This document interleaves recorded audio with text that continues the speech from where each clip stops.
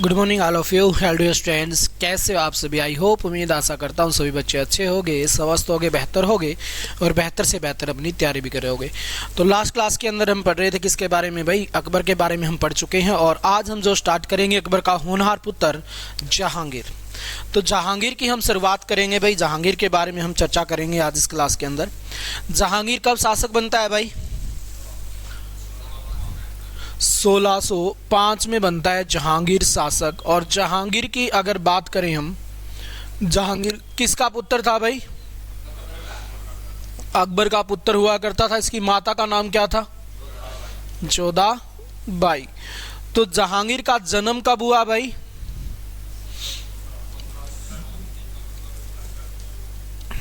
1569 में जहांगीर का जन्म। जहांगीर के बचपन का नाम क्या था? बचपन का नाम या फिर वास्तविक नाम आपसे पूछ लिया जाए तो ये क्या था भाई? ये था सलीम। जहांगीर के बचपन का नाम या फिर वास्तविक नाम क्या था भाई? ये सलीम हुआ करता था। उसके बाद हम बात करें सलीम नाम क्यों था इसका? क्योंकि शेख सलीम चिश्ती के आशीर्वाद से पैदा हुआ पुत्र, इस कारण से इसका क्या नाम रखा गया? सलीम रखा गया। इसकी माता श्री हुआ करती थी एक, नाम क्या था भाई उसका? उसका नाम था जोधाबाई। क्या नाम हुआ करता था भाई? जोधाबाई हुआ करता था। और एक इसके पिताश्री हुआ करते थे अकबर। अकबर का जन्म कब हुआ था भाई?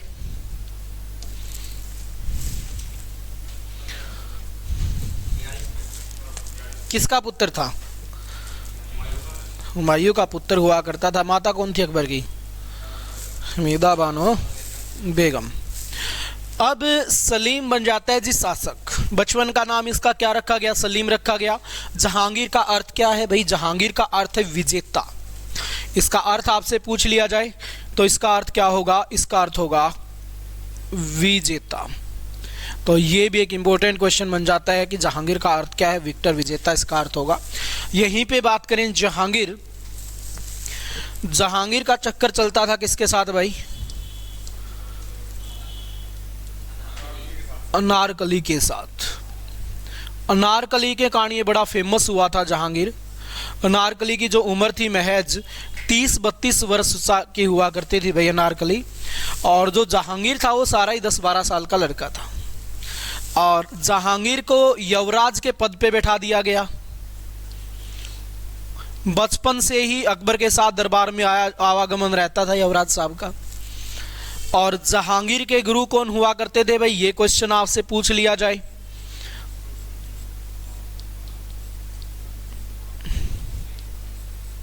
अब्दुल रहीम खान खाना किसके पुत्र थे? ये बैरम खां के पुत्र थे, जिसको खाने खाना की उपाधि मिली हुई थी। बैरम खां। अब्दुल रहीम इसके गुरु हुआ करते थे भाई। अकबर के नवरत्नों में से एक हुआ करते थे। इसकी माताजी सलीमा बेगम हुआ करती थी। हुआ क्या था कि सलीमा ने जब शादी की थी किससे? अकबर से। तो अब्दुल रहीम नाराज था, क्योंकि ये बच्चा तो था नहीं उस टाइम पे, ठीक ठाक उम्र हो रखी थी इसकी। ये नाराज था। ये अकबर को कहता है कि भाई साहब, आप मेरे बाबू को तो बाबा कहते हो, हमेशा ही उसको बाबा कहकर पुकारता था। कहता था कि तू मेरे पिताजी हुमायूं के बराबर है, मैं कोई भेदभाव नहीं करता। ऐसा ही मेरा पिता हुमायूं और ऐसे ही आप। और आप मेरी माता से शादी कर रहे हो। तो अब ये चीजें हुई कि मेरी माता से शादी कर रहे हो, तो मेरी माता मतलब आपकी भी माता भाई, और आप शादी कर रहे हो, तो बड़ा नाराज हुआ इससे। लेकिन नहीं मानी, ना सलीमा बेगम मानी ना ही अकबर माना, कोई सा नहीं माना भाई। दोनों ने क्या की? शादी कर ली। तो अब्दुल रहीम पे और तो कुछ चला नहीं, बस तो बेचारे पे बस चलाया किस पे? जहांगीर पे। जहांगीर को इतनी अच्छी शिक्षा दी कि जहांगीर बचपन में ही किसके प्रेम में पड़ गया? अनारकली के प्रेम में। दरबार में आवागमन रहता ही था। वहीं पे अनारकली नाचने का काम करती थी, डांस का काम करती थी। अकबर के बराबर में बैठे दोनों बाप बेटा अनारकली का डांस देखते हैं। युवराज को हो गया, जहांगीर को हो गया इससे क्या भाई? प्रेम हो गया। अब अनारकली को जहांगीर से प्रेम हो गया, दोनों को एक दूसरे से प्रेम हो गया। अब क्या अनारकली नाचने का काम करेगी? नहीं, जहांगीर के साथ फरार रहेगी। अब युवराज के साथ अनारकली भाई कहीं पे भी निकल जाती इधर उधर। अब युवराज की ज़रूरत पड़ती पूरे दिन महल के अंदर, लेकिन युवराज गायब। तो अकबर कहता है भाई बुला के लेके आओ युवराज को, कहाँ पे हैं। ढूंढने के लिए जाते सैनिक, गले गले पूछते कि मार लो छोरो देखोगे रे। तो सारे कहें भाई तार लो छोरो का, कोई फ़ायदा नहीं ढूंढने का। अनारकली को ढूंढो, जहाँ अनारकली वहीं पे जहांगीर। अब बातें होती, फिर अनारकली को ढूंढ के लेके आते भाई। अनारकली को ढूंढ के लेके आए, फिर उसके पास मिलता कौन, जहांगीर। जहांगीर को फिर लेके आते अकबर के पास। अकबर कहता बेटा 1 मिनट रुक, मैं अभी आया बस। अकबर 1 मिनट के लिए जाता, इतनी देर में जहांगीर फिर से फरार। फिर ढूंढ के लेके आते भाई। बड़े परेशान हो गया अकबर, बहुत समझाया इसको, नहीं माना। एक दिन अपने पास बुलाया और कहा कि बेटा तू जो ये काम कर रहा है ना, ये काम सही नहीं है। तू अभी बच्चा है, तेरी उम्र नहीं है ये काम करने की। ये काम ऐसे हैं जो करे वो भी पछताए और जो ना करे वो भी पछताए। मेरे को ही देख ले, मेरे जितने तो तू कर ही नहीं सकता। मैं तो अपने 1 लाख औरतों के साथ रहा था, तो ज़िंदगी भर भी नहीं रह सकता इतनियों के साथ। मैं भी पछता रहा हूँ, तू भी पछताएगा। तो जहांगीर बोला अच्छा रे बापू, यह बात है कि पछताना ही है तो फिर क्यों करके पछताएंगे, बिना करे पछताने का फ़ायदा भी क्या है। हमें भी तो पता चलना चाहिए होता क्या है। तो नहीं मानना भाई जहांगीर, ना ही मानने के मूड में था। अब अकबर क्या करे, अनारकली को बुलाएगा, जी आ जाओ। इसको कहेगा बहन तेरे कति शर्म ना आई, उम्र थी तेरी मेरी और तू एक बच्चे के प्रेम में पड़ी हुई है, तूने उसको पागल बना रखा है। बड़े दरबार में जलील कर दिया अनारकली को। अब अनारकली को बड़े दरबार में जलील किया गया, तो अनारकली क्या करेगी, सुसाइड करेगी। ये अनारकली फारस में जाकर कुएं में कूदकर अपनी जान दे देती है भाई। इसने अपनी जान दे दी, तो अनारकली की हो गई मृत्यु। अब युवराज साहब क्या करते, मानो इनका तो बेचारे का दिल ही टूट गया भाई। पहला पहला प्रेम वही बिछड़ गया। और इस चक्कर में जो युवराज है ये क्या करने लगा भाई, दारू पीने लग गया। शराब के नशे में क्या हो गया, दूध रहने लगा भाई। पूरा बड़ा बेवड़ा हो गया, अफीम वफीम खाता, पूरे दिन नशे में रहता कि मेरी प्रेमिका मेरे बापू ने मार दी। गली गली जाता और कोई कुछ पूछता भाई तू इतनी शराब क्यों पीवे, बोला वो मिरला बापू मेरी प्रेमिका ने बेच दी उसकी, तो मैं क्या करूं, मेरे को उसकी याद आती है, उसकी यादों में मैं शराब पीता हूँ। पूरा दिन एक रेडियो रखता अपने साथ और सॉन्ग चलाता, मुझे पीने का शौक नहीं, पीता हूँ गम बुलाने के लिए। पूरे दिन FM पे सुनता रहता और बेचारा बस लीन रहता। अब अकबर ने देखा भाई ये तो जालिया छोरा आते हैं, कुछ करण धरण का रहा नहीं। युवराज का पद था वो भी छीन लिया। धीरे धीरे टाइम आ गया जी 1582 का। 1582 का टाइम आ गया। अकबर ने सोचा यार कल को लड़के की शादी भी करनी है, इसका घर भी बसाना है, ऐसे कौन इससे शादी करेगा, कोई काम धंधा ये करता नहीं है, पूरे दिन नशे में धूत रहता है। तो फिर क्या किया गया 1582 में, इसको 200 घोड़ों का मनसबदार बना दिया गया भाई। 200 घोड़ों का मनसबदार बना दिया गया। किसको, मनसबदार होता है घोड़ों का मालिक, घोड़े दिए जाते थे। अकबर ने इसको 200 घोड़े दे दिया, आज से 200 घोड़ों का मालिक है। जिसके पास जितने घोड़े वो उतना ही पावरफुल होता था, उतना ही बड़ा उसका मनसबदार होता था। तो 200 घोड़े दे दिए भाई, मनसबदार बना दिया 200 घोड़ों का। कम से कम उनको रिश्ते वाले पूछे तो क्या बात है भाई, क्या काम धंधा करता है, लाजी मनसबदार है। उसके बाद फिर क्या हुआ 1585 भाई, 1585 में 2000 घोड़ों का मनसबदार, 200 की जगह क्या कर दिए भाई 2000 घोड़ों का मनसबदार बना दिया। किसको, जहांगीर को। किसने बनाया, अकबर ने। अब 1585 का हो चुका है, जन्म हुआ था 1569 में, कितने साल का हो गया, लगभग 14-15 साल का हो गया। अब समस्या ये हो रखी है भाई कि कोई रिश्ते वाला नहीं बढ़ रहा। अब शादी तो करवानी है, 14-15 साल का हो चुका है, लगभग 16 साल का हो गया, तो इस शादी करवानी है, लेकिन कोई रिश्ते वाला पूछता ही नहीं, भाई तार लो छोरो को रिश्तो ले होगे क्यों, सब ने बेरा यार बेवड़ा है, कोई काम का नहीं है। अकबर का टेंशन होगी, भाई इस टाइम लग तो मेरी गणिया शादी होली थी और इस महाराज की एक भी नहीं हुई। एक तो बचपन में ही होगी थी, 9-10 साल का था जब रुकैया बेगम से 1551 में 9 साल का था, और ये बोला 16 साल का मलंग हो लिया, बोला को शादी वाला आवे ही को नहीं, ऊपर था इतने बड़े राजा का पुत्र है। तो टेंशन बढ़ी भाई। फिर क्या किया, अकबर बुलाता है किसको, अकबर ने बुलाया मान सिंह को। भाई मान सिंह का और जहांगीर का क्या रिश्ता है,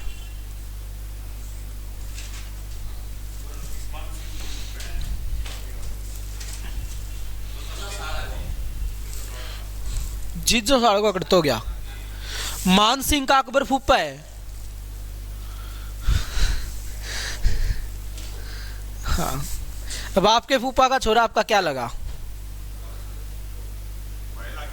राम खोरो, इसमें भी सोचने की जरूरत है। तो रीजनिंग वाला क्वेश्चन, ये तो पता ही है तुम्हारे फूफा का लड़का तुम्हारा क्या लगा, यानी कि तुम्हारी बुआ का लड़का। तो इसमें इतना बढ़ाओगे क्या। तो मान सिंह को बुलाया, भाई आजा यार, तिरलो भाई साहब करवाया यार कोई जुगाड़, इसको हिला करवा, शादी शुद्ध करवानी पड़ेगी यार, बेइज्जती तो ना करे। तो मान सिंह क्या करे, मान सिंह किसको लेके आए बेचारा, कहाँ से रिश्ता करवाए, है कोई इसकी बाढ़ रही। तो मान सिंह को बोला भाई रिश्ता रुश्ता करवा। मान सिंह बोला जी मैं करते करवाऊँ, कोई छोरी को नहीं मारी तू नजर में, बेचारा है तारे गरीब बैठी है। बोला क्या नाम है, बोला नाम है जी मान बाई। क्या नाम है, नाम है मान बाई। बोला तारली मान भाई का करवा दे यार, देख शादी का लायक वो भी हो रखी है, शादी का लायक तेरे भाई भी हो रखे है, बाबू भी उसे घर में और बेटा भी उसे घर में, ज्वाइंट फैमिली चल है भाई। तो मान भाई से क्या करवा दिया गया भाई, रिश्ता करवा दिया गया 1585 में। और मान भाई से फिर एक बच्चे का जन्म हुआ, और बच्चे का नाम क्या है भाई, उस बच्चे का नाम है खुसरो। तो एक बच्चे का जन्म हो गया जिसका नाम क्या है भाई, खुसरो शाह। तो जहांगीर का सबसे बड़ा पुत्र जिसका नाम क्या है, खुसरो शाह है भाई। तो पहली शादी होगी लगभग 1587 के अंदर। जन्म वनम नहीं पूछा जाएगा, टेंशन मत लो, जो पूछा जाएगा वो लिखेंगे। अब बात करें हम, इसको आगे बढ़ाएं भाई। 1587 एक शादी और हो गई, सारी धक्के से करवाई जा रही है, हो एक नहीं रही इस बेचारे की। कहीं ना कहीं से बस राजा है भाई, राजा किसी पे दबाव डालेगा तो किसकी हिम्मत है कोई चुप वो ना कराई, है किसी की हिम्मत। 1587 किससे शादी हो गई भाई, जगत गोसाई से।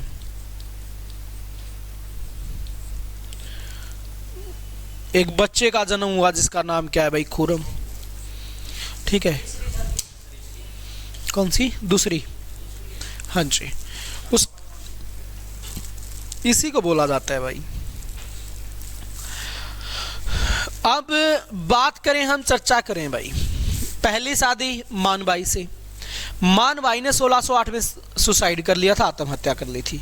आत्महत्या क्यों की थी, क्योंकि जहांगीर पीता था शराब, बहुत ज्यादा शराब पीता था, और मानबाई को सर्वश्रेष्ठ लेडी समझते थे, सबसे अच्छी महिला इसको माना गया इस समय जहांगीर के द्वारा कि ये सबसे सर्वश्रेष्ठ महिला है, सबसे अच्छी, सबसे समझदार यही है जी, इससे ऊपर कुछ नहीं है।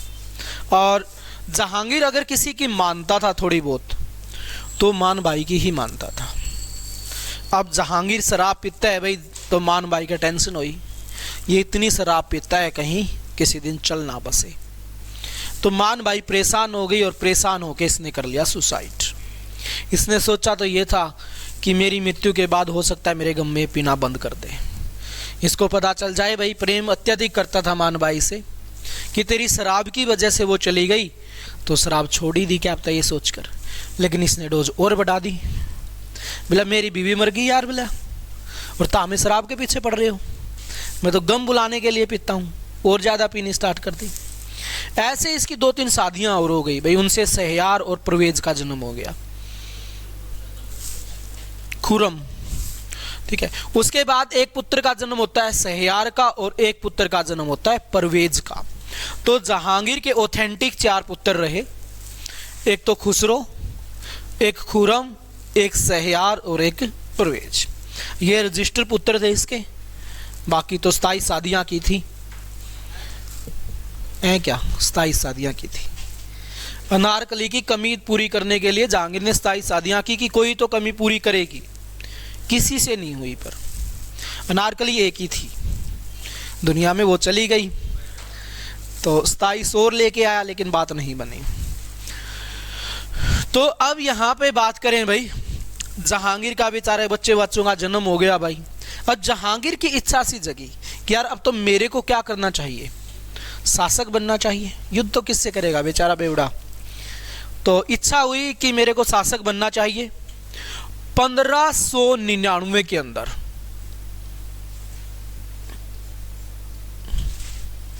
1599 ईस्वी में क्या किया गया भाई, विद्रोह किया गया। किसका? अकबर का विद्रोह किया गया। अकबर का विद्रोह। बोला यार बापू बहुत दिन हो गए यार तना गद्दी पे बैठे हुए, उठ लेना, तो ले ले संन्यास राजनीति, सब मेरे को बनने दे शासक।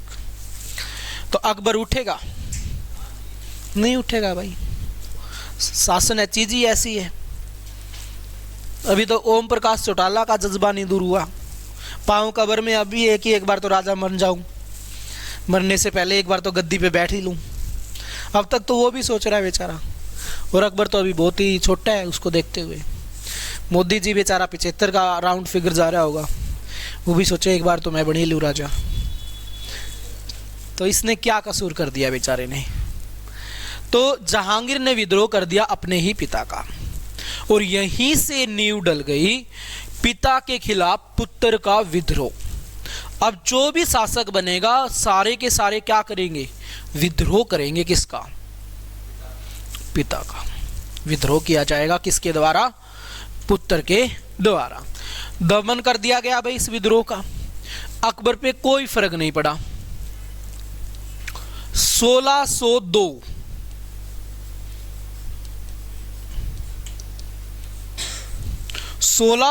में जहांगीर हत्या करवा देता है अबुल फजल की भाई।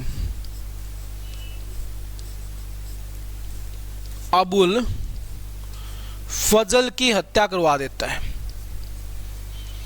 किसने करवा दी भाई? जहांगीर ने करवा दी अबुल फजल की हत्या। कब? 1602 के अंदर। अब 1602 के अंदर अबुल फजल की हत्या हो गई। अब अगला शासक कौन बने? सॉरी, अबुल फजल तो 9 रत्नों में से एक था। सबसे महान व्यक्ति बाबरनामा, हुमायूंनामा, अकबरनामा सारे फारसी में इसी के द्वारा गठित किए गए। बाबरनामा कौन सी भाषा में थी भाई? तुर्की भाषा में थी। फारसी में अनुवाद किसने किया? अबुल फजल ने किया। अब यहां पे बात करें, जैसे ही अबुल फजल की हत्या हुई, मानो बेचारा अकबर क्या हो गया, परेशान हो गया भाई, और अकबर रहने लगा बीमार। और 1605 के अंदर इस बेचारे अकबर की क्या हो गई? मृत्यु हो गई भाई। और अकबर की मृत्यु के बाद अगला शासक कौन बना? अगला शासक बना जहांगीर। और इसका वास्तविक नाम क्या था? सलीम। तो कह सकते हो सलीम किस नाम से सिंहासन पर बैठा था? तो सलीम जहांगीर के नाम से क्या किया था भाई? ये सिंहासन पर बैठा था। उसके बाद चलो हम आगे बढ़ा लेते हैं चीजों को थोड़ा सा और। अब शासक बन गया जहांगीर। जहांगीर शासक बनते ही सबसे पहले क्या करता है भाई? जहांगीर के साम्राज्य में एक अफगान हुआ करता था। कौन था? अफगान हुआ करता था अली कुली बेग। सुना है नाम? कौन ही सुना रहे नु कुकर? अरे ईब तो जाम रहे हो। अली कुली बेग कौन था? ये था एक अफगान। इसको एक उपाधि मिली हुई थी, और वो उपाधि कौन सी थी भाई? वो उपाधि थी शेर खां की। कौन सी उपाधि थी भाई? शेर खां की एक उपाधि हुआ करती थी। इसकी अगर हम बात करें, शेर खां की उपाधि क्यों दी गई थी इसको? क्योंकि इसने एक ही बार में शेर की गर्दन काट दी थी, इस कारण से इसको शेर खां की उपाधि दी गई थी। अब इसकी हम बात करें अली कुली बेग की, तो यहां पे चर्चा करें, इसको शेर खां की उपाधि, कौन है ये? अफगान है। इससे पहले भी एक अफगान हुआ करता था शेर शाह सूरी, उसको भी शेर की उपाधि मिली हुई थी, वो भी अफगान था, उसका वास्तविक नाम फरीद खां था। उस अफगान ने किसका काम जचाया था? हुमायूं का, हिंदुस्तान से बाहर निकाल दिया था। और एक वहां पे अफगान था, एक यहां पे अफगान है। और जहांगीर के दादा का क्या नाम था? हुमायूं।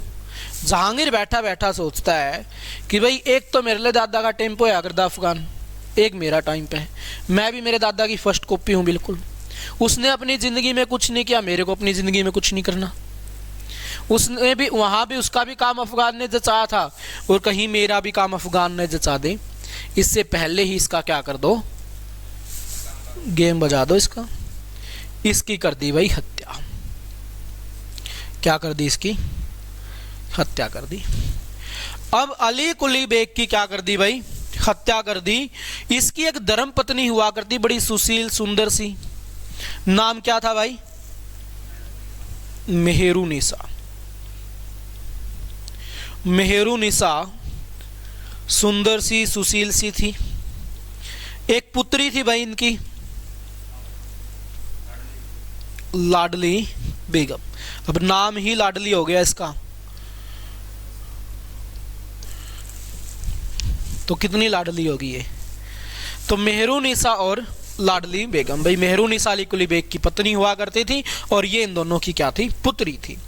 अब इसकी अगर हम बात करें, इसकी चर्चा करें भाई, जो मेहरुनिसा है इसमें थोड़ी सी चर्चा कर ले हम। इन दोनों माँ बेटियों को लगा दिया कहां पे? जोधाबाई की सेवा में भाई। जोधाबाई को कौन सी उपाधि मिली हुई थी? मरियम की उपाधि मिली हुई थी, और जहांगीर ने उसको उजमानी की उपाधि दी थी। पूरी उपाधि होगी मरियम उजमानी। तो मेहरुनिसा को और लाडली बेगम को कहां पे लगा दिया भाई? इसको लगा दिया जोधाबाई की सेवा में। सब कुछ आराम से चल रहा है, कोई परेशानी नहीं है किसी को भी, चीजें ठीक ठाक सी चल रही हैं, आगे बढ़ाई जा रही हैं चीजें भाई। तो अब इसी दौरान क्या होता है? नौरोज उत्सव मनाया जा रहा है। कब की बात है? 1611 ईस्वी में दरबार में चल रहा है भाई नौरोज उत्सव। किसने शुरू किया था ये उत्सव? ये उत्सव बलबन ने शुरू किया था भाई, नौरोज उत्सव। बंद कौन करेगा इसको? औरंगजेब। नौरोज उत्सव चला हुआ है दरबार में। इसी दौरान जो जहांगीर है वो मिलने के लिए जाता है किससे भाई? अपनी मातेश्वरी से मिलने गया। नाम क्या था उसका? जोधाबाई से मिलने गया जहांगीर। और वहां पे देखता है किसको? मेहरुनिसा को। मेहरुनिसा को देखा इसने, और देखते ही मेहरुनिसा को दिल दे बैठा। और इसको देखते ही ख्याल आया जहांगीर को कि ये औरत अब कमी पूरी करेगी किसकी? अनारकली की। और अनारकली की कमी पूरी करेगी तो इससे क्या होगी? अब शादी होगी भाई। तो मेहरुनिसा से क्या हो गई? शादी हो गई भाई। किसकी शादी होगी मेहरुनिसा से? जहांगीर की क्या हो गई भाई? इसकी हो गई शादी। अब मेहरुनिसा की क्या हो गई भाई? शादी हो जाती है जहांगीर के साथ। अब शादी होने के बाद बेवड़ा तो था ही है, आपको पता है। तो 2 बोतल चढ़ा के आया मेहरुनिसा के पास, और आते ही इसको एक उपाधि दे दी भाई। और वो उपाधि कौन सी थी? वो उपाधि थी नूरी की उपाधि। नूरी का अर्थ है रोशनी। क्या अर्थ है भाई? नूरी का अर्थ है रोशनी। इसको क्या कहा गया भाई? इसको रोशनी कहा गया कि तू क्या है? मेरे दिल की रोशनी है। पहले दिन आया 2 बोतल चढ़ा के मुंह दिखाई पे एक उपाधि चिपका दी नूरी की। अगले दिन फिर 2 बियर चढ़ा के आया, आते ही फिर एक उपाधि और दे दी, नूर महल। बोला तू पूरे महल की रोशनी है। अगले दिन फिर आया भाई 2 बियर चढ़ा के, फिर बोला तू नूर महल नहीं, तू तो नूर जहां है, पूरे जहां की रोशनी है तू तो। अब इस मेहरुनिसा को चढ़ा दिया आसमान पे, पूरे जहां की रोशनी। अब ये पूरे जहां की रोशनी जहांगीर की लाइफ में क्या करेगी? अंधकार ही अंधकार भर देगी। पूरे जहां में रोशनी जरूर फैलाएगी, लेकिन जहांगीर की लाइफ में अंधकार ही अंधकार भर देगी भाई। अब जहांगीर का क्या करे ना, फूस उठा दिया बिला कती जमाइस ने। तो अब जहांगीर पूर्णते किसके वश में? मेहरुनिसा के बस में। लगा था नारकली की कमी पूरी करेगी, सबसे ज़्यादा प्रेम तो नारकली से ही, भले आज तक ना रही हो। मकबरा भी बनवा आ जाता है नारकली का, और मकबरे पे 2 लाइनें लिखवाई जाती हैं, ऐ खुदा तू एक बार मुझे मेरी पीएससी के दर्शन करवा दे बेगम। हाँ जी, मेरी बेगम के एक बार तू दर्शन करा दे, मैं तेरे को आखिरी कयामत की रात तक याद रखूंगा। आखिरी कयामत की रात कौन सी होती है? मौत की रात की। उस समय तक मैं तेरा ये एहसान मंद रहूंगा कि तूने मेरी पीएससी के दर्शन करवाए थे, मेरी बेगम के दर्शन करवाए थे। इतना प्रेम करता था जहांगीर। तो प्रेम करना है तो जहांगीर की तरह करो। मरने के बाद भी उसकी कमी पूरी करने की कोशिश की बेचारे ने। या फिर प्रेम करना है शाहजहां की तरह करो। ताजमहल बनवा दिया शाहजहां ने।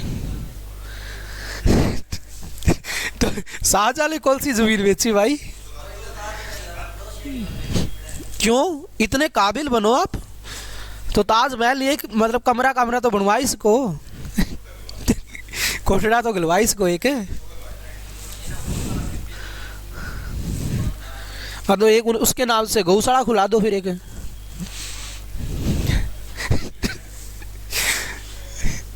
मतलब एक बार भी ये नहीं सोचे कि भाई हाँ हम कामयाब हो जाएंगे फिर कुछ कर सकते, जमीन पहले बेच दो।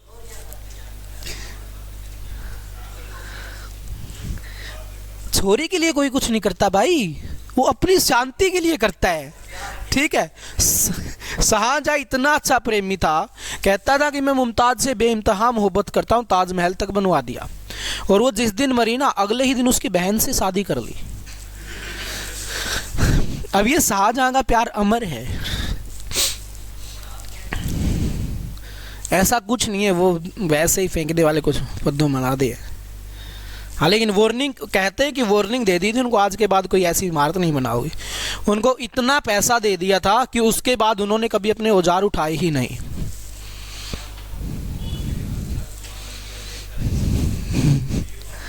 ठीक है, अब ये जो नूरी है भाई, अब नूरी चलाएगी प्रशासन, न कि जहांगीर।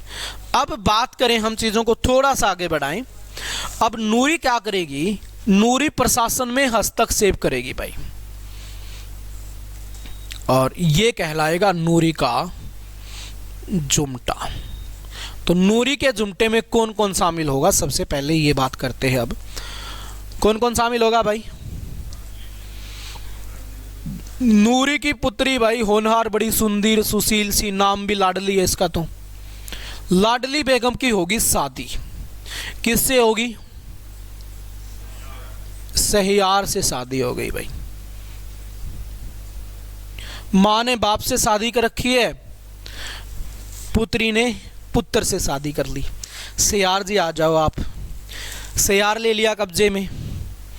उसके बाद नूरी के पिता कौन थे भाई?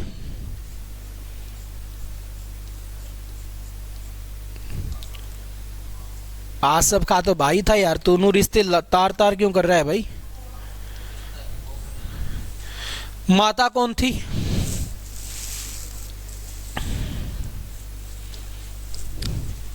माता थी असमत बेग। असमत बेग। ये था गयास बेग।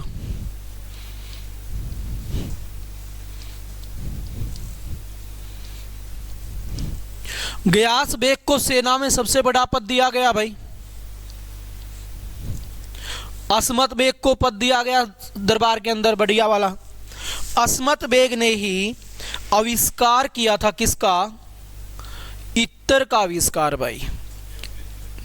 परफ्यूम, इत्र का आविष्कार, फूलों से इत्र बनाने का कार्य किया था भाई इसने। इसी की देन है ये इत्र का आविष्कार। जो आप परफ्यूम यूज करते हो, असमत बेग ही देके गई थी। तो कर लिया करो। तो यहां पे बात करें हम किसकी भाई? गयास बेग की। सेना में रेपुटेटेड पद दे दिया गया।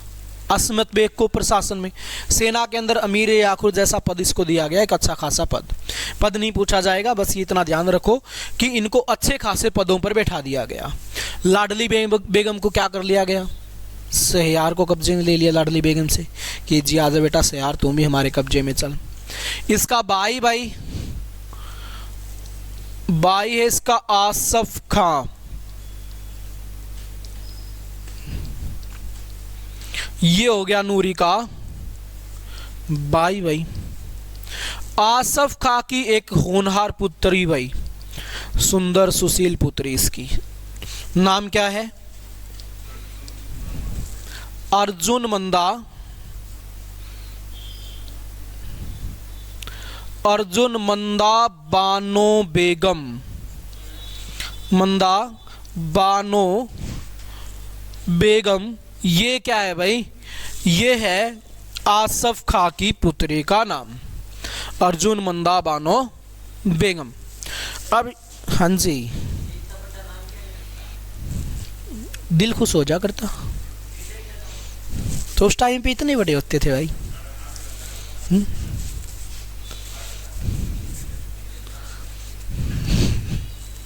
अब पहले उसको मरियम नाम दिया गया, सौरख की अप्सरा। अर्थ देख ले उसका कितना बड़ा है। हिंदी में लिखे तो सौरख की अप्सरा। अब आपको फारसी लिखनी नहीं आए तो हिंदी में लिखोगे।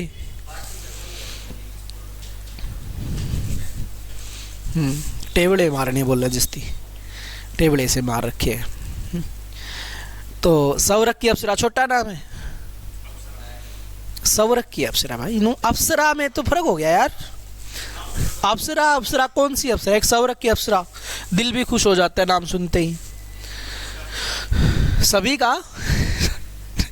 तो अर्जुन मंदा बानो बेगम भाई, जिसको आगे चलकर क्या कहा जाएगा? खुर्रम की वाइफ, मुमताज कहा जाएगा भाई। हाँ जी, एक खातर बनवाया हुआ है। अर्जुन मंदा बानो बेगम की शादी किससे हुई भाई? खुर्रम से शादी हो गई। खुर्रम कौन था? किसका? जहांगीर का। किस नाम से गद्दी पे बैठेगा? शाहजहां के नाम से बैठेगा भाई। शाहजहां ने अपनी मुमताज के लिए बनवाया था ताजमहल। ठीक है। और आज आप क्या मनाते हो? रील। आप बनाते हो रील आज। ठीक है। हर 5 मिनट में दूसरा प्यार हो जाता है जी। ठीक है। तो अर्जुन मंदा बानो बेगम की शादी हो गई किससे भाई? खुर्रम से। खुर्रम भी कब्जे में, शहयार भी कब्जे में। खुसरो का वैसे ही काम सेट हो रखा है, एक साइड हो गया। जहांगीर को माता श्री ने कब्जे में ले रखा है। बचा कौन? परवेज। जाने दो एक को तो। 3 जब कब्जे में है तो एक के बिना कौन सी दुनिया अटकेगी? तो यानी कि कह सकते हो आप, नूरी ने क्या किया भाई? सब कुछ अपने कब्जे में ले लिया।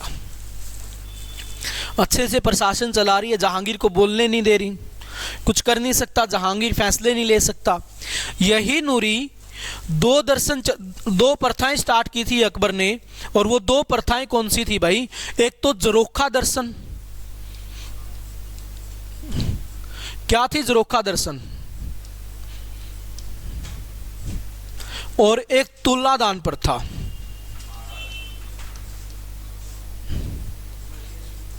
दो प्रथाएं शुरू की थी अकबर ने, एक जरोखा दर्शन और एक तुलादान प्रथा। दोनों में दर्शन देती थी नूरी। मतलब क्या था झरोखा दर्शन में कि जो महाराज है वो शाम के समय क्या आएगा, खिड़की से बाहर देखता था ऊपर वाले चौबारे से, और उस महाराज को देखने के लिए जनता आती थी। जब तक महाराज खिड़की में रहेगा तब तक क्या होगा, दान होगा, हीरे मोती जवाहरात बांटे जाएंगे जनता में, सबको मिलता था। तो जब तक खड़ा रहेगा जब तक बंटता रहेगा भाई। तुलनादर प्रथा क्या थी, विशेष त्योहार वगैरह हो गया कोई, जब चलता था ये काम कि कोई विशेष त्योहार है उस पे क्या करते ये प्रथाएं चलती थी भाई। त्योहार पे मान लो जहांगीर 80 किलो का है तो 80 किलो के उसके बराबर इक्वली हीरे मोती जवाहरात तो ले जाएंगे और जनता में क्या कर दिए जाएंगे, बांट दिए जाएंगे। ये काम सिर्फ राजा को होता था, लेकिन यहाँ पे जहांगीर के साथ नूरी भी दर्शन देती थी भाई, एकमात्र महिला थी ये नूरी दर्शन देने वाली। अकबर ने शुरू किया, जोधाबाई से बहुत प्यार करता था अकबर, लेकिन कभी आगे नहीं लेके आया। शाहजहां मुमताज से बेइंतहा मोहब्बत करता था, लेकिन कभी आगे नहीं लेके आया। नूरी को आगे जहांगीर भी नहीं लेके आया, लेकिन यहाँ पे जहांगीर की चलती ही नहीं थी, दिक्कत ये थी। अब जहांगीर हो गया परेशान भाई कि यार इस रोशनी ने तो है ना लाइफ में अंधकार ही अंधकार भर दिया। जहांगीर हो लिया परेशान। अब जहांगीर इतना परेशान हो गया कि जहांगीर बीमार रहने लगा और सबको लगने लगा कि जहांगीर क्या है भाई, चल बसेगा। क्या कर रहे हो भाई तुम लोग, क्या करके छोड़ोगे इन बेंचों के साथ। बजाओ तो बाजा है, बिना बजाए कोई चीज बाजा करे। तो जहांगीर बीमार हो गया भाई, सबको लगने लगा कि जहांगीर क्या है, कभी भी चल बस सकता है भाई।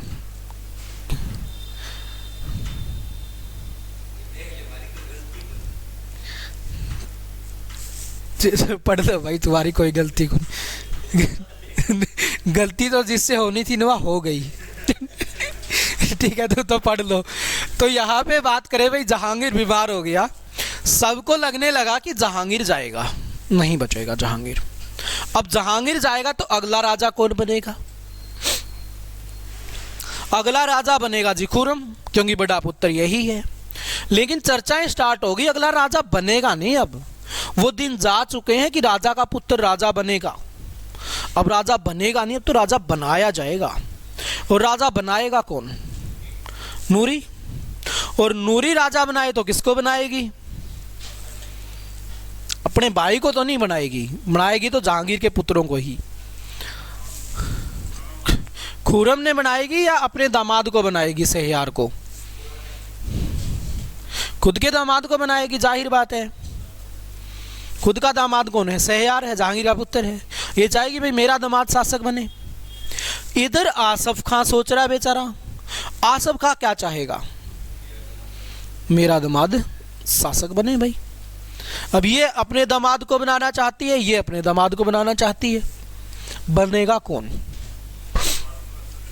जो पावरफुल है। अब नूरी का हो गया दिमाग खराब भाई, आसफ का पावरफुल भी है और कायदे से राजा बनना भी किसको चाहिए, खुर्रम को, क्योंकि बड़ा पुत्र है। तो अब नूरी क्या करती है, नूरी एक बंदे को बुलाती है जिसका नाम क्या है भाई, जिसका नाम है महाबत खां। महाबत खां को बुलाती है, इसको कहती है देखो जी जनाब बात ये है, तू अगर खुर्रम का काम सेट कर दे, अब खुर्रम ही नहीं रहेगा तो तीसरा पुत्र शहरयार बड़ा पुत्र है तो ये शासक बन जाएगा। खुसरो वैसे ही नहीं बन सकता, वो जेल में पड़ा हुआ है। तो यहाँ पे कहानी पलट गई। महाबत खां को बोली मैं तेरे को है ना दक्षिण भारत का तो सूबेदार बना दूंगी और 2 लाख रुपए दूंगी जी हर साल। बात कब की है,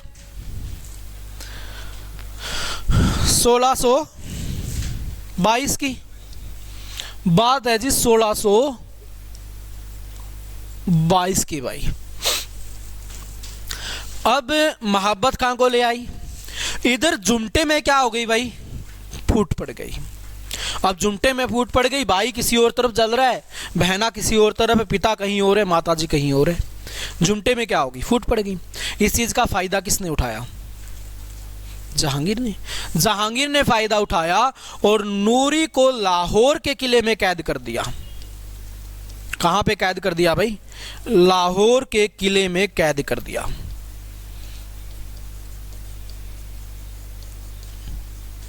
इसको कर दिया लाहौर के किले में कैद। किसको कैद कर दिया भाई, नूरी को कैद कर लिया। इधर मोहब्बत का दमन करने में लगा हुआ है किसका, खुर्रम का। खुर्रम भाग जाता है राजपूतों के पास। अब ये राजपूतों के पास जा पहुंचा। अब आके नूरी को बोला जी हमने काम सेट कर दिया है। तो नूरी ने मोहब्बत खां को क्या किया, दक्षिण भारत का सूबेदार तो बना दिया। लेकिन जब 2 लाख देने की बारी आई ना, तब नूरी कहां पे जा चुकी है, जेल में जा चुकी है। तब तक कैद में डाल दिया जहांगीर ने इसको। अब सूबेदार तो बना दिया लेकिन 2 लाख रुपए नहीं पहुंचा पाई भाई। ये 1622 की साल निकल गई, 2 लाख रुपए नहीं मिले। 23 की निकल ली। क्यों, क्योंकि कैद खाने में पड़ी हुई है, देगा कौन 2 लाख रुपए, कोई नहीं देने वाला। बात आ गई जी कब की, 1627 की। 1627 तक मोहब्बत खां ने सोचा भाई कोई बात नहीं, अगले साल इकट्ठे आ जाते होंगे, अगले साल इकट्ठे आ जाते होंगे। 1627 तक पहुंच गए लेकिन वो आई नहीं अभी तक 2 लाख रुपए। तो अब इसने क्या किया, मोहब्बत खां ने विद्रोह कर दिया। अब विद्रोह कर दिया तो विद्रोह का दमन कौन करेगा, जहांगीर जाएगा। अब जहांगीर गया अभियान लेके दक्षिण भारत मोहब्बत खां पे, जहांगीर को कर लिया कैद। अब जहांगीर को जैसे ही कैद किया गया, अब जहांगीर को रिहा कौन करवाए, जहांगीर का बड़ा पुत्र खुर्रम। खुर्रम जाएगा जहांगीर को रिहा करवाएगा और इसको कहेगा बापू तू पहुंच दिल्ली, मैं इसको देखता हूं बंदे को, इसका खेल खत्म करके मैं आता हूं तेरे पीछे पीछे। जहांगीर को भेज दिया दिल्ली। आना दिल्ली के अंदर है। ये महाराज कहां गया, लाहौर की तरफ निकल पड़ा। सोचा भाई 4-5 साल हो गए नूरी को देखे, एक बार देख के आते हैं। और अक्टूबर 1627 गर्मी लगने की वजह से जहांगीर की क्या हो गई, मृत्यु हो गई भाई। लू लगने की वजह से क्या हो जाती है, जहांगीर की मृत्यु हो जाती है। जहांगीर चल बसा। खुर्रम कहां पे है, दक्षिण भारत में भाई। खुर्रम दक्षिण भारत में अभियान चलाए हुआ है कि यहां पे जाएंगे और देखते हैं इसको। अब खुर्रम यहां से इस अभियान को पूरा करके कब तक आएगा, फरवरी तक आएगा भाई। 4 महीने लग जाएंगे अभियान पूरा करने में। इतने में जो दिल्ली के अंदर पूरी की पूरी राजनीति ही चेंज हो चुकी है। राजनीति कैसे चेंज हो चुकी है भाई, अब जहांगीर तो रहा नहीं, तो दरबार वालों ने कहा कि भाई खुर्रम को बुलाओ और इसको क्या बनाते हैं, राजा बनाते हैं इसको। लेकिन आसफ खान ने कर दिया मना कि नहीं भाई, आप खुर्रम को कैसे राजा बना सकते हो, खुर्रम तो राजा बन ही नहीं सकता। तो सबने कहा कि महाराज और कौन राजा बनेगा, खुर्रम ही जहांगीर का बड़ा पुत्र है, खुसरो की तो हत्या करवाई दी थी खुर्रम ने, अब तो यही शासक बनेगा। आसफ खां बोला जी ऐसा नहीं हो सकता, खुर्रम शासक नहीं बन सकता, शासक तो खुसरो ही बनेगा। तो सभी हंसने लगे। आसफ खां तू हो गया यार बावड़ा, जब वो बंदा मर चुका है, मरा हुआ आदमी कैसे शासक बनेगा। तो आसफ खां बोला एक बार मेरी बात सुनो पूरी तुम ध्यान से, उसके बाद फिर हम बात करेंगे आगे। बोला चलो ठीक है, सुनाओ भाई आपकी पूरी बात। तो आसफ खां ने कहा कि मान लो आज खुसरो जीवित होता तो शासक कौन बनता। बोला जी खुसरो बनता। बोला फिर इतनी मान ली तो एक छोटी सी बात और मान लो कि अगले ही दिन खुसरो मर जाता तो शासक कौन बनता। खुसरो का पुत्र, वंशवाद चला हुआ है। और खुसरो का पुत्र कौन है, बेटा सामने कॉपी खोल के बैठे, कॉपी में नहीं मिल रहा आपको, द्वार अक्स, खुसरो का पुत्र। तो आसफ खां ने कहा तो फिर बनता, सबने कहा फिर बनता द्वारक शासक। द्वारक दरबार में बैठा ही हुआ था। तो आसफ खां बोला फिर आपको अब ये मानने में कहां दिक्कत आ रही है कि अब शासक बनेगा द्वारक। इतने में द्वारक खड़ा हो लिया। बोला ताऊ बात तो सही कहे तू, कायदे से शासक तो मेरे को ही बनना था, लेकिन मैं तो डरता बोला ही नहीं, कहीं ये गेम ना बजा दें, इसलिए चुपचाप बैठा रहा। सभी दरबार वाले बोले कि मान गया आसफ खां, तूने आज न्याय की बात कही है तूने, ना तूने अपने बहन के दामाद की सहायता की ना अपने दामाद की, तूने तो सच को सच और झूठ को झूठ बना दिया। जो सच था उसका साथ दिया तूने, और वास्तव में जो शासक बनना चाहिए था उसको ही शासक बना दिया, द्वार अक्ष को। अब सहियार हो गया, प्रवेज हो गए, बड़े खुश हो रखे, राजी हो रखे सारे के सारे। ये राजी क्यों रखे? ये राजी नोच के, ठीक है बेटा शासक मामे नहीं बने तो बना तू भी नहीं, ये इस तरीके से राजी है। शासक बन गया द्वार अक्ष।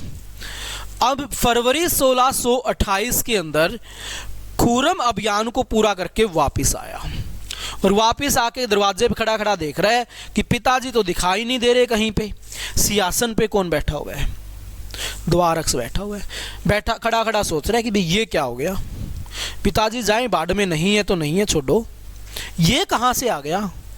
टेंशन इस चीज़ की है, पिताजी की टेंशन नहीं है कहाँ गया, ये कहाँ से आ गया, टेंशन इस चीज़ की है। तो इतने में ही वो खड़ा खड़ा सोच रहा था, इतने में आसफ खां की नजरें मिलती हैं खुरम से। ये देखता कि ये आ गया।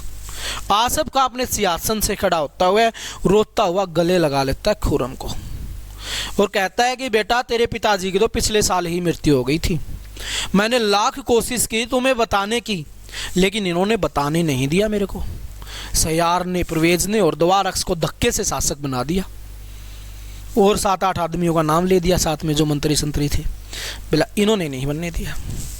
अब खुरम क्या करे? खुरम का हो गया दिमाग खराब कि अच्छा इतनी हिम्मत इनकी, अपनी तलवार उठाई, सबसे पहले गर्दन उड़ा दी द्वार अक्ष की, उसके बाद सयार की, उसके बाद प्रवेज की, काफी सारे मंत्रियों का काम तमाम कर दिया, और खुरम शासक बन गया 1628 में। और यहीं से क्वेश्चन बन गया इतिहास में, बलि का बकरा किसको कहा जाता है? द्वार अक्ष को कहा जाता है। ऐसा क्यों किया आसफ खां ने?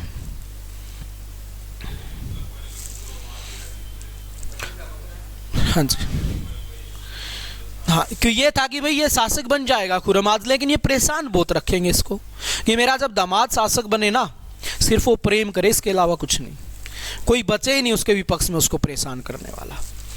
ये सोचकर आसफ खां ने क्या करवा दिया भाई, सबका गेम बजवा दिया, और अब शासक कौन बन गया? अब शासक बन गया खुरम। यहां तक किसी को कुछ पूछना है, कोई श्रद्धा है तुम्हारी तो बताओ भाई, है कोई इच्छा?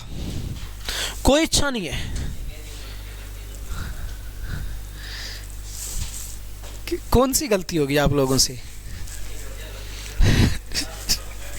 चलो भाई ठीक है, जहांगीर का एक अध्याय पूरा हो गया, अगला अध्याय जहांगीर का हम कल को पढ़ेंगे। ठीक है, तो आज के लिए इतना ही, बाय बाय, टेक केयर।